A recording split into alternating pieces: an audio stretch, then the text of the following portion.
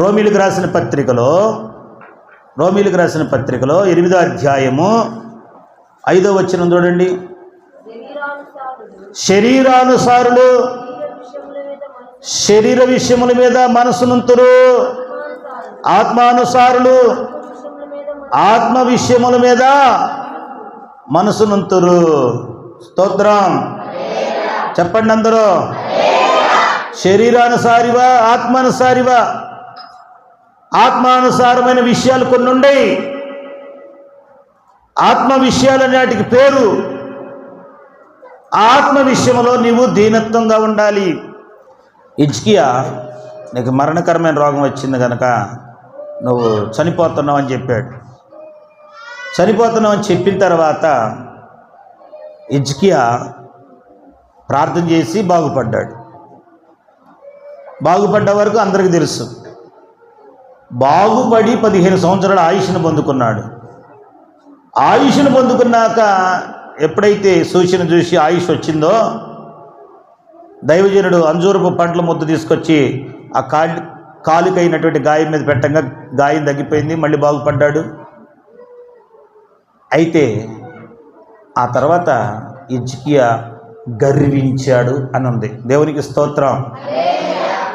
ఏమిచ్చాడంట? హిజ్కియాకి ఏమొచ్చిందమ్మా? స్వస్థత పొందుకోగానే ఆత్మ విషయంలో. అంతకుముందు ఏమన్నాడు? నీ సన్నిధిలో నిందారహితుడనై నడిచాను, నీ సన్నిధిలో నేను ఎలా ఉన్నానో జ్ఞాపకం చేసుకో, నన్ను బ్రతికించన్నాడు. దేవుడేమో సరే సరే అన్నాడు. ఇప్పుడేమంటున్నాడు? గర్వించాడు. ప్రవచించే వారికి ఒక రకమైన గర్వం, భాషలు మాట్లాడే వారికి ఒక రకమైన గర్వం, జ్ఞానవాక్యము, బుద్ధివాక్యము, వివేచన, ఇలా ఒక్కొక్క వరాన్ని పొందుకున్న వాళ్ళకి ఒక్కొక్క రకమైన గర్వం వచ్చేసింది. పాడేవారికి ఒక రకమైన గర్వం వచ్చింది, పరిచర్య చేసేవారికి ఒక రకమైన గర్వం వచ్చింది, సంఘములో నేనుగా నిలబడుతున్నాను అనుకున్న వారికి ఒక రకమైన గర్వం వచ్చింది. ఏ రూపంలో నీకు గర్వం వచ్చినా, ఆ గర్వం ఏదైనా, గర్విష్ఠులు యెహోవాకు అసహ్యులు.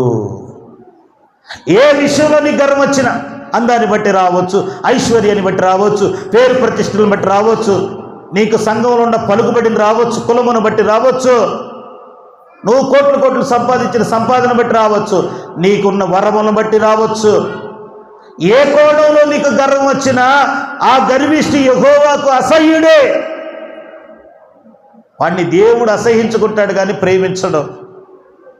అందుకనే ఆత్మ సంబంధంగా నువ్వు ఏం పొందుకుంటున్నా గర్వించేవు అంటే అది ఆత్మ సంబంధమైంది కానీ కాదు, శరీర సంబంధమైంది. రోమా పత్రికలో అదే మనకు చెప్పిన మాట. ఏం చేస్తాడంట?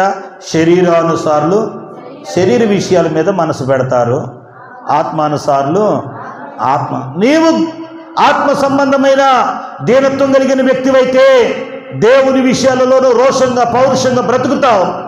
దేవుడు నీ మీద కనుదృష్టి ఉండేలాగా చూసుకుంటావు, దేవుడు తన మార్గాన్ని నీకు బయలుపరిచేలాగా చూసుకుంటావు, దేవుడే నిన్ను లేవనెత్తేలాగా చూసుకుంటావు, దేవుడే నిన్ను ఉన్నత స్థలమైన ఆ పరలోక రాజ్యానికి చేర్చేలాగా నువ్వు చూసుకుంటావు.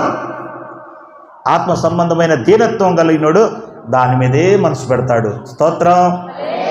అలాగే శరీర సంబంధమైన వాళ్ళు శరీర సంబంధమైన దాని మీదే పొగరు, గర్వం, అహంకారం, తిరుగుబాటు చేయటం, ఎదురు తిరగటం, లోబడకుండా ఉండటం, అవిధేయత చూపించటం. దేవుని వాక్యం దగ్గరకు వచ్చిన ప్రతిసారి ఎంతో కొంత నువ్వు విధేయత చూపిస్తూ చివరిగా ఆత్మ సంబంధమైన దీనత్వంలోకి వచ్చేయాలి.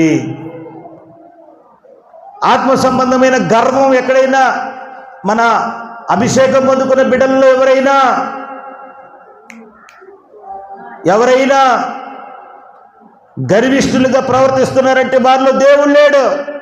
వారిలో దేవుడు అసహించుకునే గుణగణాలు ఉన్నాయి కనుక దేవునికి ఇష్టలు కాదు వాళ్ళు.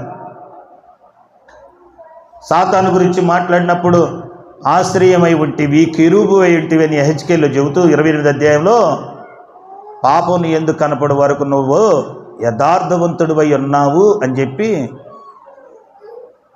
తానొక గర్విష్ఠి అయి అని రాశాడు. యెషయా 14:14 13 15 కూడా సాతాను గురించి రాస్తూ గర్విష్టి అయి ఏం చేయాలనుకున్నాడంట? 14 చదవండి నాన్న. యెషయా గ్రంథం 14:14 మేఘమండలం మీదకి ఎక్కెదను, మహోన్నతునితో నన్ను సమానునిగా చేసుకుందునని నీవు మనస్సులో అనుకుంటేవి కదా. అయ్యయ్యో, ఈ మాటలు మనకెందుకు? గర్వం అంటే ఎట్టుండిద్ది అని అడుగుతున్నారు మనసులో కొంతమంది. మాకు లేదులే అనుకుంటున్నారు. ఉండవాళ్లే మాకు లేదులే అనుకుంటున్నారు. గర్వం అంటే ఏందో తెలుసా? నీ మనసులో నువ్వు అనుకునేది. నాకేం తక్కువ అని మనసులో నువ్వు అనుకుంటావు. అంటే వీడు అనుకున్నాడు చూడండి. ఏమనుకున్నాడు? మేఘమండలం మీదకి ఎక్కేదను. 13 చూడండి, నేను ఆకాశమునకు ఎక్కిపోయేదను, దేవుని నక్షత్రములకు పైగా నా సింహాసనమును హెచ్చింతును, ఉత్తర దిక్కునున్న సభాపర్వతం మీద కూర్చుందును, మేఘమండలం మీదకి ఎక్కేదను, మహోన్నతునితో నన్ను దేవునితో సమానుడిగా చేసుకునే స్థాయికి వచ్చేసాడంట.